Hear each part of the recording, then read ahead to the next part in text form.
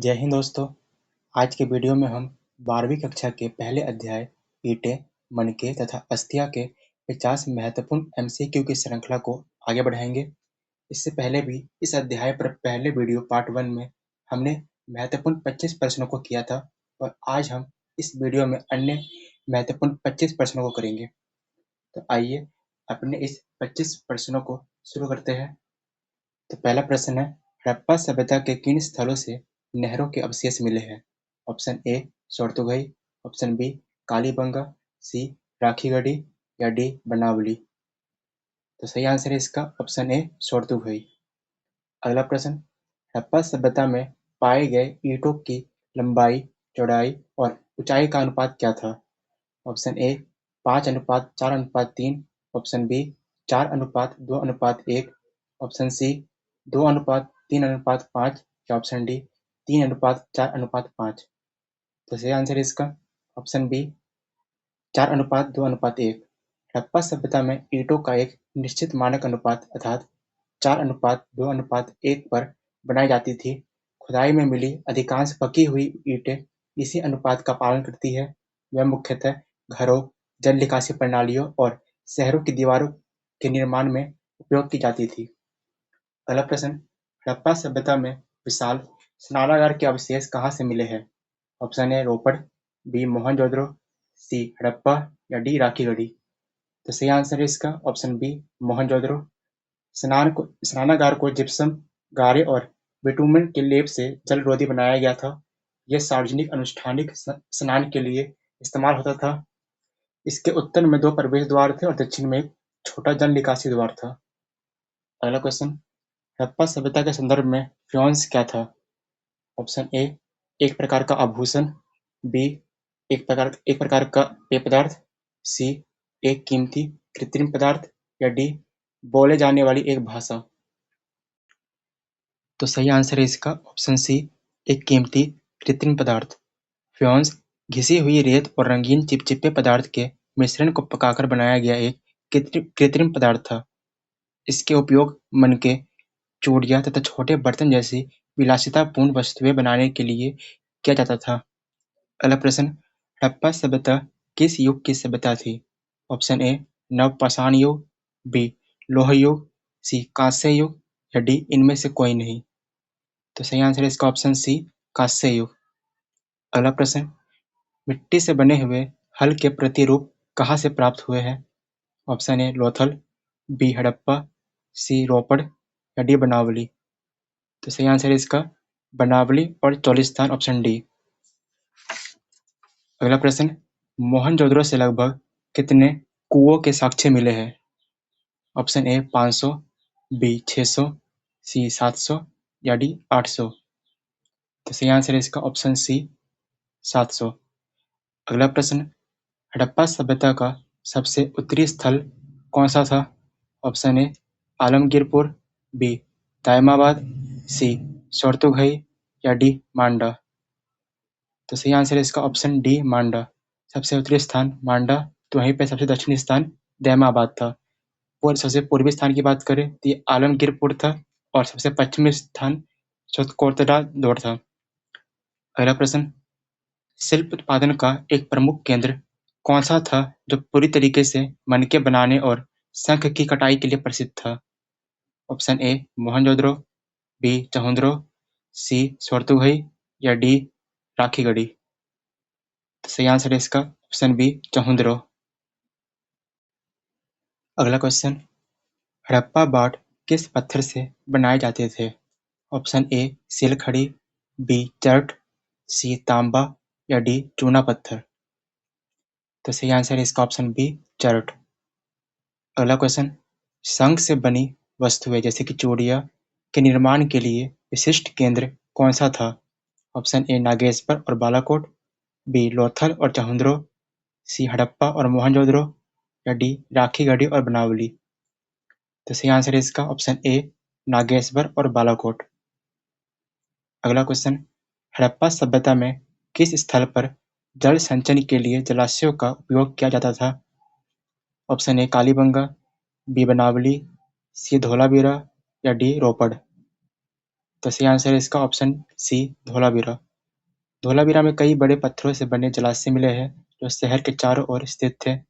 ये जलाशय वर्षा जल को जमा करने के लिए विशेष रूप से डिजाइन किए गए थे। अगला प्रश्न, हड़प्पाई समाधान में आमतौर पर क्या दफनाया जाता था? ऑप्शन ए, भारी मात्रा में सोना, बी, मृदभांड और आभूषण, सी, लोहे के हथियार या डी, रेशमी कपड़े। तो सही आंसर है इसका ऑप्शन बी, मृदभांड और आभूषण। अगला क्वेश्चन, पुरोहित राजा की मूर्ति किस स्थल से प्राप्त हुई है? Option A, Harappa, B, Mohenjo-daro, C, Lothal या डी, धोलावीरा। तो सही आंसर है इसका option B, Mohenjodaro.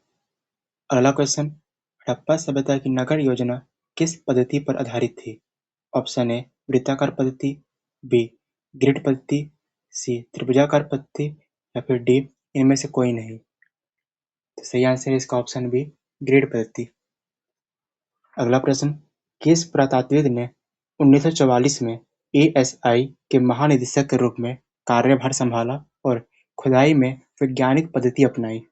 Option A, Alexander Cunningham, B, John Marshall, C, R E M. Wheeler या डी, दयाराम साहनी। तो सही आंसर है इसका option C, R E M. Wheeler.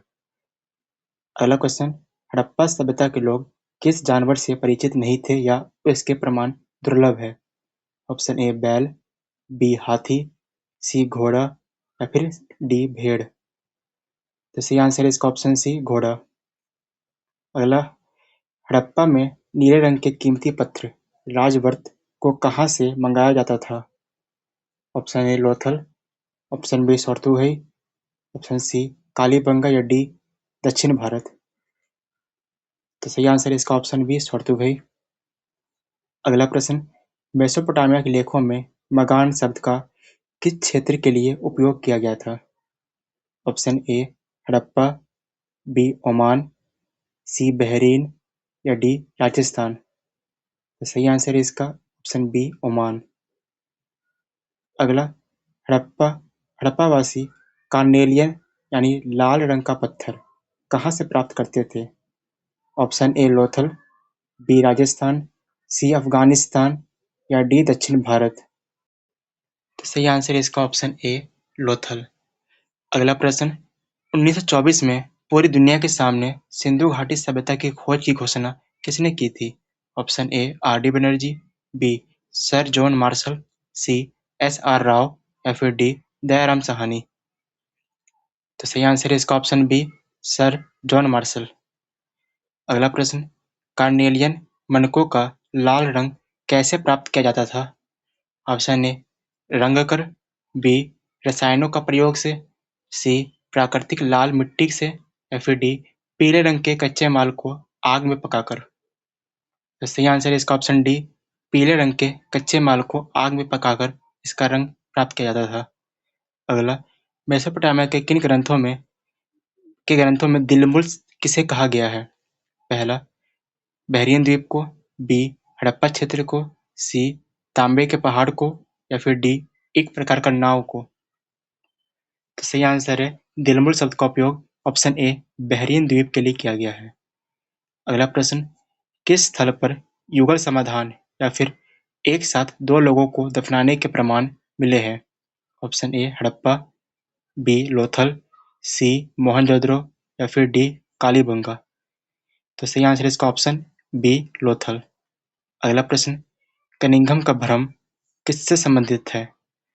Option A, स्थलों की स्थिति से, बी, लिपि की भाषा से, सी, पतन के कारणों से या फिर डी, हड़प्पा की वस्तुओं की शुरुआती ऐतिहासिक काल के समय में फिट करने से। तो सही आंसर है इसका ऑप्शन डी, हड़प्पा की वस्तुओं की शुरुआती ऐतिहासिक काल के समय में फिट करने से। अगला प्रश्न, हड़प्पाई मोहरों का मुख्य उद्देश्य क्या था? ऑप्शन ए, मुद्रा के रूप में उपयोग करना, बी, सजावट के लिए, सी, धार्मिक ताबीज के रूप में या फिर डी, लंबी दूरी की व्यापार में पहचान सुनिश्चित करने के लिए। तो सही आंसर है इसका ऑप्शन डी, लंबी दूरी के व्यापार में पहचान सुनिश्चित करने के लिए। अगला और लास्ट प्रश्न, हड़प्पा सभ्यता की मोहरों पर सबसे अधिक किस पशु का चित्र मिलता है? ऑप्शन ए हाथी, बी एक सींग वाला बैल, सी बाघ या फिर डी शेर। तो सही आंसर इसका ऑप्शन बी एक सिरंगी बैल या फिर एक सींग वाला बैल। तो आई होप आपको वीडियो पसंद आया होगा और ये वीडियो आपके लिए फायदेमंद रहेगा। अपना फीडबैक देना ना भूलें, कमेंट करके हमारा वीडियो आपको कैसा लगा जरूर बताएं। धन्यवाद, मिलते हैं एक नए वीडियो में।